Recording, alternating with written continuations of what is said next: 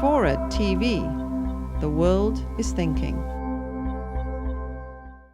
One of the most common criticisms that have been made of his candidacy thus far has been his reluctance to talk much or in much detail about his own Mormon faith.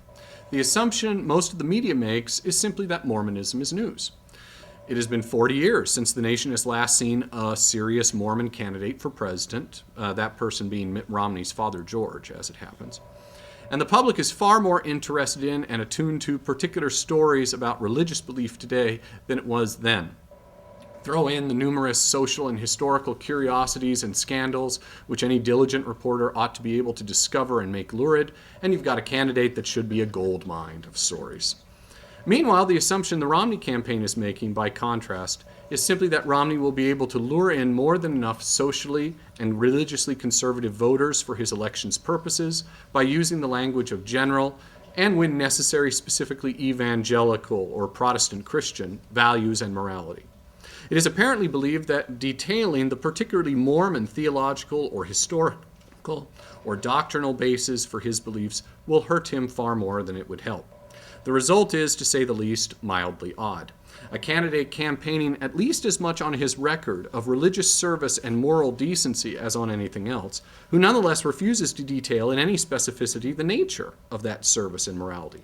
While on the other side stands a media industry which, according to practically every survey, is fairly secular and usually suspicious of non-mainstream and conservative religious movements like the Mormons, but which nonetheless is extremely curious to get Romney to talk about his church and faith.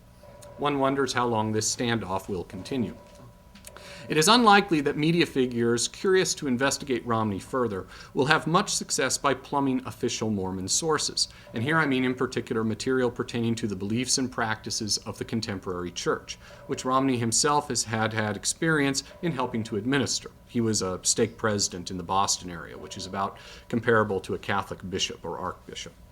While the official church maintains its right and interest in involving itself in political matters that impact upon things of moral import, the past couple of generations has seen the Mormon church move a great distance towards avoiding as much official entanglement with politics as possible, issuing regular instructions to local leaders that Mormon meeting houses, membership lists, and other resources are not to be utilized by its lay leadership to promote political causes.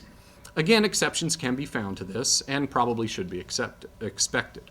But very simply, if intrepid reporters are hoping to understand the specific religious shape that Romney's thoughts on homosexuality or abortion or any number of such issues take, then they will probably not have much success in searching for official statements and commentaries which will reveal such to them.